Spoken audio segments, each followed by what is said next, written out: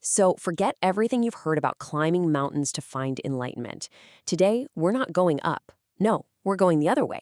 We're going down on a descent into the wilderness of the self. Let's begin. We're always told to look up, to reach for some higher truth, some light in the sky. But the material we're digging into today, it says that's all a distraction. The real journey, the only one that truly matters for self-knowledge, requires you to look down, to look in. It's a pilgrimage, all right? But not to some sunlit peak. It's a trip into the deep and, yeah, often dark landscape of your own mind.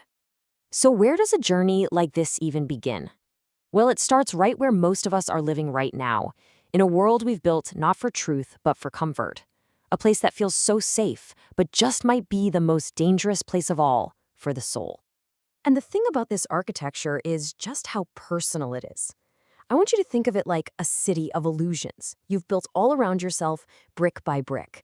Every little routine, every belief you cling to just to avoid a hard conversation, every ritual you do to feel like you're in control. That's all part of it. It's a structure designed to shield you from what's really out there, and, more importantly, what's really in here. And this gets to the central paradox, doesn't it?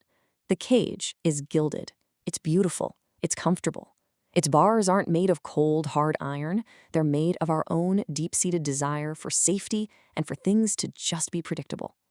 We are, when you get right down to it, our own willing prisoners. We trade the raw lightning of existence for the dim, steady glow of a lamp. But here's the thing. No prison is perfect. Sooner or later, something comes along that just doesn't play by the rules of our comfortable little world. A force arrives that the walls of our pretty cage simply cannot contain. Now, this monster, let's be clear, it isn't some creature hiding under the bed. It's a catalyst. It could be a massive failure, a personal crisis, or a truth so absurd and grotesque you just can't ignore it anymore. It uses what the source material calls the geometry of the grotesque, satire, chaos, absurdity, to show you that all your precise, neat little rituals are just hiding a terminal sickness. It is the necessary chaos that finally reveals the truth. So, here's the million-dollar question, right? What actually happens when that architecture of convenience just collapses? When the gilded bars are shattered and you're left standing there in the rubble of everything you thought you believed?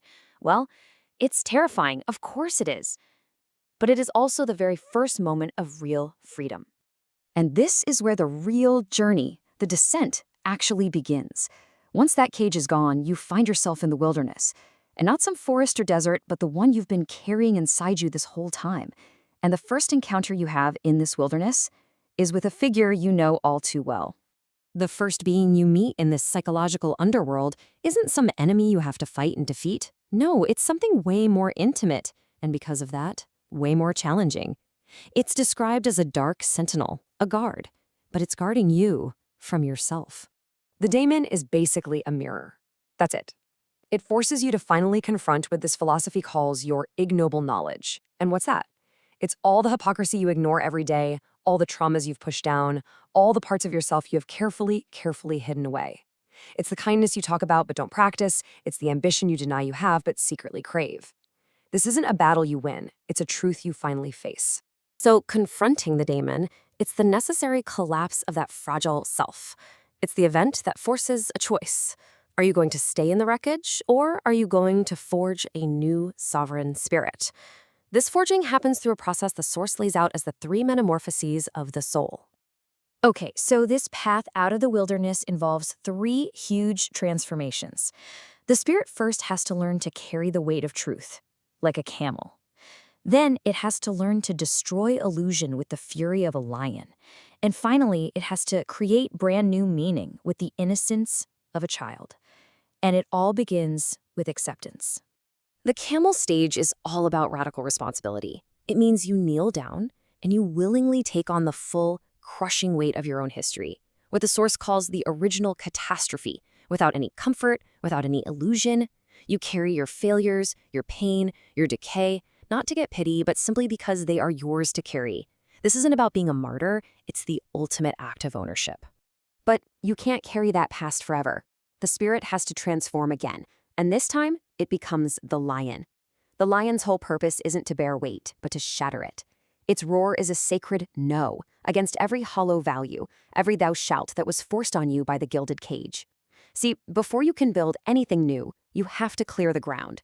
The lion is that fire. And this is a really critical distinction.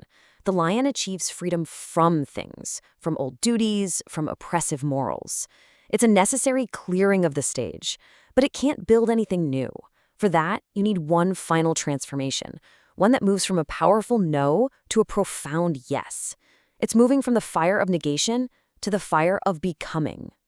And that brings us to the final triumphant metamorphosis, the birth of the sovereign spirit, no longer defined by what it carries or what it destroys, but by what it can create.